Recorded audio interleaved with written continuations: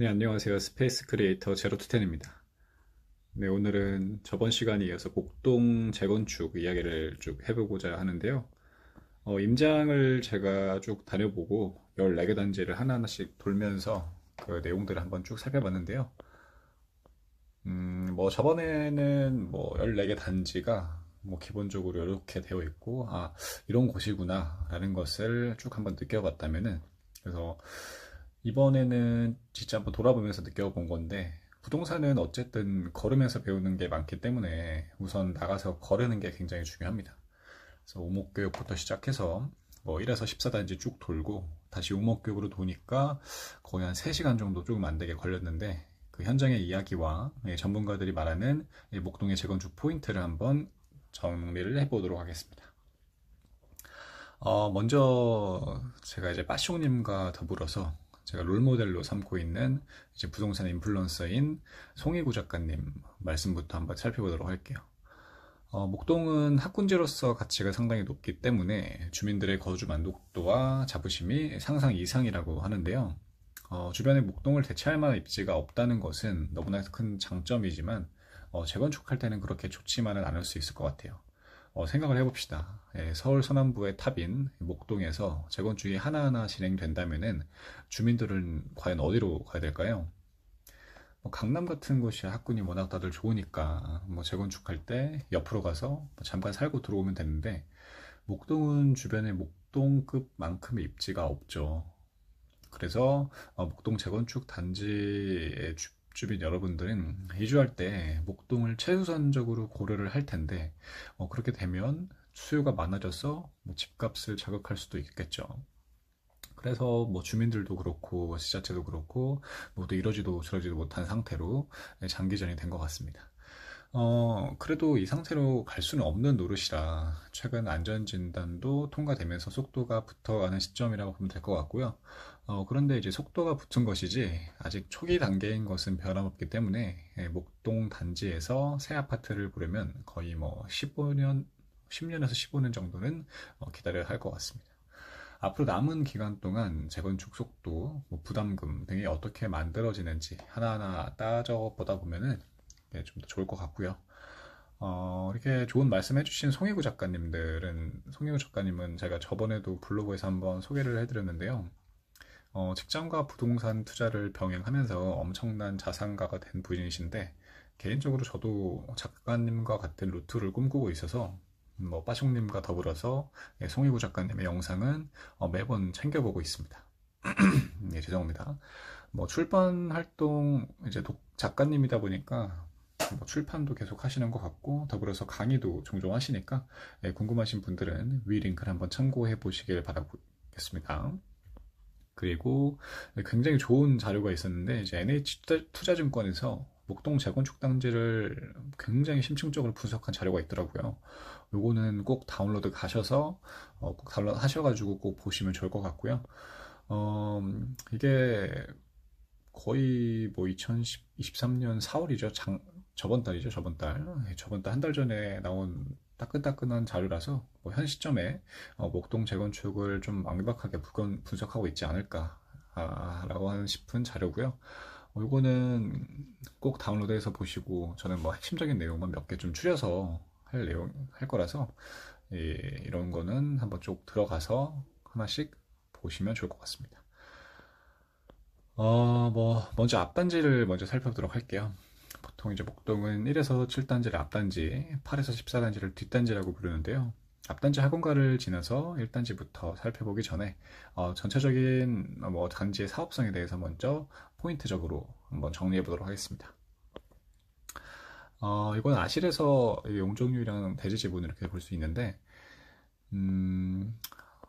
재건축 사업성은 복잡하게 들어가면 총수입, 총지출, 비례율 이런 것까지 계산을 해야 되지만 목동의 경우 초기의 단계죠.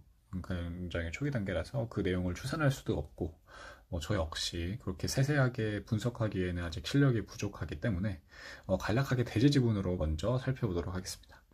기본적으로 재건축 사업성은 일반 분양을 얼마나 해서 얼마나 돈을 벌어들이냐에 따라서 달라지죠. 쉽게 말해 재건축도 하나의 사업이기 때문에 그 땅을 기반으로 이 건물을 뭐 지어서 거기서 이제 수익을 창출하는 거죠. 그게 이제 일반 분양분이 되는 거죠. 일반 분들한테 뭐 다수한테 그 분양분을 풀어서 이제 분양을 받으시면은 거기에 따라서 또 그 조합의 그 수익금이 되는 거니까 이런 식으로 뭐 일반 분양이 얼마나 나오냐, 뭐 분양가를 얼마나 하느냐 거기에서 나와가지고 총 이제 공사비 같은 거는 또 조합분들이 내는 거다 보니까 공사비에 비해서 일반 분양분이 뭐 많느냐, 뭐 적느냐 이렇게 뭐 수입이랑 지출을 파악해가지고 이렇게 사업성을 따지는 겁니다. 뭐 그렇게 기본적인 재건축의 사업이 들어간다고 보시면 될 것 같고요. 어쨌든 굉장히 중요한 게 이제 대지 지분이랑 일반 분양할 수 있는 땅, 게 바로 대지 지분이죠. 뭐 이런 게 가장 중요한 건데, 그래서 이런 게 많아야지 사업성이 좋다고 볼 수 있는데요. 대지 지분을 봤을 때는 평균 대지 지분이 뭐 전체적으로 뭐 1단지부터 14단지까지 뭐 간략하게 정리해 놓은 내용들이 있죠. 그래서 요거는 뭐 대지 지분이 뭐 28.9평인 5단지 그리고 27.7평인 2단지가 사업성이 뭐 좋지 않을까, 이제 지분만으로 봤을 때죠. 그렇게 생각이 되고요. 전반적으로 봤을 때 뭐 1단지랑 3단지 같은 경우도 뭐 25.5평, 27.1평으로 해서 대지 지분이 높은 편인데, 이게 저번에도 제가 말씀드렸듯이 1단지, 2단지, 3단지 같은 경우는 나머지 단지들이랑 다른 점이 있죠. 그래서 바로 용도 지역이죠. 용도 지역이 다른 단지들은 3종인 것에 비해서 1에서 3단지는 2종인 이슈가 있는데, 이게 용도 지역에 다르면은 그 용적률이 다릅니다. 용적률은 건물을 얼마나 높게 쌓을 수 있는지 그 퍼센테이지라고 보시면 될 것 같은데, 어쨌든 뭐 현재 경우에 1에서 3단지는 용적률 그 상한이 좀 낮죠. 2종이라서. 그래서 그런 거가 있어서 그 조건하는 정상을 요구하고 있긴 한데, 뭐 서울시랑은 좀 입장 차이가 있어가지고 어떻게 될지는 뭐 결정이 나지 않았습니다, 아직. 그래서 이런 건 변화를 꾸준히 보면서 하나의 이제 포인트를 잡아보면 좋을 것 같고요. 이제 하나하나씩 한번 단지별로 한번 살펴보도록 하겠습니다.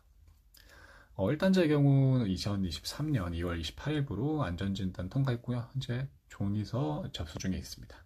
황금라인이라고 불리는 신목동역 9호선 역세권에 있고요. 월천초등학교 초품화 단지이지만 또 열병합 발전소 옆이라는 점은 한번 참고를 해보면 좋을 것 같습니다. 전체적인 단지의 모습들이고요. 2단지네, 여기는. 여기까지였고, 이제 2단지를 살펴보도록 하겠습니다. 2단지 같은 경우는 이제 23년 2월 28일부 안전진단 통과했고요. 위에서 소개했었던 이제 앞단지 학원가에서 좀 인접한 단지라고 보시면 될 것 같습니다. 그리고 3단지입니다. 3단지 같은 경우도 뭐 23년 1월 달에 안전진단 통과했고요. 용도초 초품화 단지입니다. 제가 말씀드렸듯이 목동 1에서 3단지는 2종 일반 주거지역이고요. 종상황 관련해서 서울시와 주민들의 의견 조율이 필요할 것으로 보입니다. 서울시에서는 용도지역 상향을 두고 20% 임대주택을 공급한다는 조건을 내걸고 있는 상황이고요. 주민들은 조건 없는 좋은 상황을 요구하는 상황이라서 어떻게 결정되지는지는 꾸준히 한번 살펴봐야겠습니다. 1에서 3단지의 경우 재건축의 핵심적인 요소인 대지 지분이 높은 편이라서 용적률 부분이 어떻게 되느냐에 따라 사업성이 달라질 것 같은데, 서울시와 주민들의 입장 모두 일리가 있는 발언이라 적절한 안으로 타협이 됐으면 좋겠습니다. 이제 4단지로 넘어가 보도록 하겠습니다. 23년 2월 28일부로 안전진단 통과한 단지고요. 현재 주민 동의서를 접수하고 있고, 어제 제가 현장에서 봤을 때 동의서 60%를 달성했다, 임박했다, 60% 달성을 임박하고 있다라는 소식이 있어서 꽤나 많이 모였구나라는 것을 볼 수 있었습니다. 4단지의 경우 백화점이랑 대형마트가 있는 중심지 상권과 가까워서 편리해 보였고요. 국회대로 지하와 공원화 사업으로 목동의 입지 깡패라고 할 수 있는 7단지 그리고 오목교역 등과의 접근성이 좀 더 좋아질 것으로 예상됩니다. 세대수는 1382세대로 그렇게 목동에서는 그렇게 많은 큰 단지는 아닌 거라고 보시면 될 것 같습니다. 이제 5단지로 넘어가 볼게요. 23년 1월 달에 안전진단 통과했고요. 주민 동의서를 접수 중에 있는 곳입니다.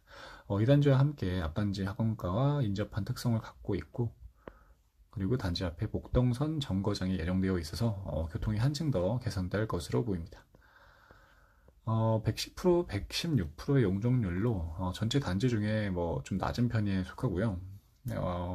소형 평수가 좀 적고 지분이 커가지고 사업성이 좋을 것으로 예상됩니다.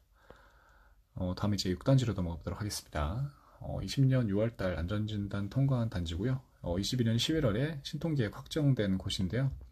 아무래도 전체 단지 중 안전진단이 가장 빨리 통과된 단지이다 보니까 사업 추진 속도도 나름 빠른 것으로 보입니다. 올해 안으로 정비구역 지정, 조합 설립을 완료하겠다는 포부가 있으시고요. 뭐 현장에서는 뭐 외벽 균열 보수, 목상 우레탄 코팅 방수 공사를 한다는 카드가 걸려 있었고, 뭐 학원가랑 이대 목동병원 옆에 있을 뿐만 아니라 뭐 경인초초 푸마, 단지 앞 목동선 정거장 등의 예정으로 입지는 진짜 깡패라는구나 하는 생각이 들었습니다. 이외 한가람고, 양정고, 월촌 중도 둘러싸고 있어서 학군도 상당히 좋아 보였고요. 세대수 측면에서는 1362세대로 비교적 적은 편에 속해서 이렇게 살펴보면 좋을 것 같고, 용적률도 한 139% 정도로 낮은 편은 아니구나 라는 것을 볼 수 있었습니다. 이제 7단지로 가보겠습니다. 7단지는 뭐 그 좋은 목동에서도 알아주는 좋은 단지죠. 23년 1월달에 안전진단 통과했고 동의서 접수 중이며 60% 이상 접수된 것으로 보입니다. 목동역 역세권의 앞단지 학원가, 그리고 이런 것도 있고, 앞단지 학원가보다도 규모가 큰 오목교육 학원가 인접해 있고요. 백화점이랑 대형마트 등 이런 게 있는 중심 상권과 가까워서 입지는 진짜 대박이라는 것을 알 수 있었습니다. 뭐 세대수도 2550세대로 앞단지 중에서는 가장 큰 규모였고, 이렇게 목동의 대장이라고 불리지 않을까라는 생각이 들었습니다. 다음 이제 뒷단지로 가볼게요. 8단지고요. 24년 2월 28일 날 안전진단 통과한 단지고, 7단지와 붙어 있어서 뭐 오목교역 학원가, 중심상권, 목동역 이런 등과 가깝습니다. 뭐 소정초 저뿐 아니고 중소형 단지, 동청 위주의 좀 단지가 많죠. 중소형 평형이 좀 많은 편이고, 평균 대지 지분이 15.6평으로 그리 높은 편은 아니라는 것도 한번 참고해 보시면 좋을 것 같습니다. 현장을 가보니까 한창 동의서 걷고 있었고요. 8단지 쪽에서 이제 9단지 쪽으로 제가 넘어갔는데, 가는 편에 하늘에서 비행기가 지나가는 것도 봤습니다. 이제 9단지로 가볼게요. 아쉽게도 안전진단 아직 통과를 못한 곳인데, 안전진단은 이게 제 돈 주고 해야 되기 때문에 주민 모금을 하고 있는 상황인 것 같아요. 네, 뭐 현관에는 서울시에서 안전진단비를 뭐 지원해준다 하는 얘기도 있어가지고 좀 더 빨리 안전진단이 통과되지 않을까 싶습니다. 앞뒤로 양천구청, 뭐 서울 남부지검 등의 관공서 및 법조타움이 있는 관세권이었고요. 뒷단지 중앙에 있는 뒷단지 학원가와 가깝고 신서도 초품마였습니다. 이렇게 물 먹는 비둘기도 봤었고요. 자, 뒤로 하고 이제 10단지로 가보겠습니다. 23년 1월달 안전진단 통과 후에 동의서 접수 중인 단지고요. 2호선 신정 내거리역 역세권이며 목동선도 같이 생길 것으로 보입니다. 중대형 평수 비율이 높지만 1382세대로 전체적으로 목동 단지 중에서는 많지 않은 편, 세대수가 그렇게 많지 않은 편으로 볼 수 있습니다. 이제 거의 다 왔습니다. 이제 11단지고요. 9단지랑 같이 아직 안전진단을 통과하지 못해서 모금 진행 중에 있고요. 개남초 초품하고 목동성 예정으로 교통이 좀 더 좋아질 것으로 보입니다. 비교적 소형 평수 단지지만 평균 19평의 대지 지분으로 낮지 않은 지분을 갖고 있어서 재건축에도 굉장히 적극적이라고 하시네요. 다음은 12단지입니다. 23년 1월달 안전진단 통과하고 3월달에 정비계획 위반 제한한 단지죠.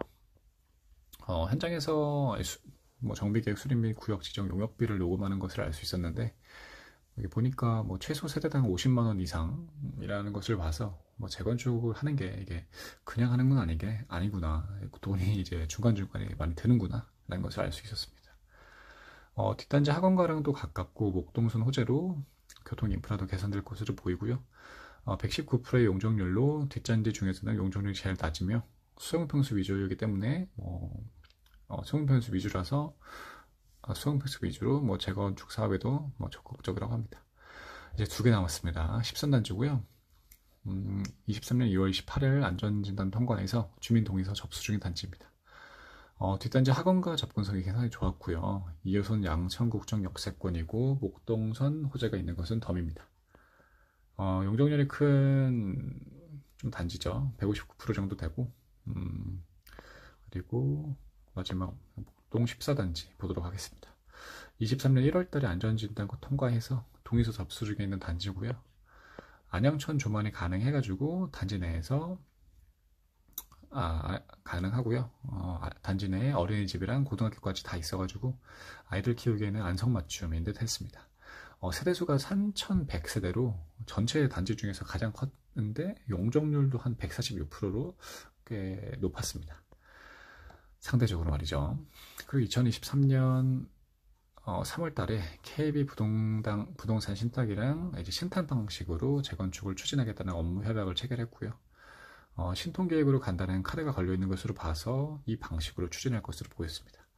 여기까지 목동 1에서 14단지까지 쭉 한번 둘러봤는데 목동은 서울 서남권에서 대체 불가능한 앱지이기 때문에 상당한 수요가 있을 것으로 보이고요. 재건축하면 가구 수도 2배 늘어서 5.3만 세대 들어올 것 같은데 아직 초기 단계이고 어떤 순서로 진행할지, 이주대책은 어떻게 할지, 가구 세대가 늘어남에 따라서 도시 인프라는 또 어떻게 확충할지 등의 이슈를 하나하나씩 풀어나가면 좋을 것 같습니다. 그래도 목동은 걱정할 일이 있나요? 장기적으로 우상하며 서울을 대표하는 입지이자 학군지로 거듭날 것이기 때문에 장기적인 미래를 대비하면서 하나씩 살펴보도록 하겠습니다. 이렇게 도움이 되셨다면 구독, 좋아요, 알림 설정 부탁드리겠습니다. 감사합니다.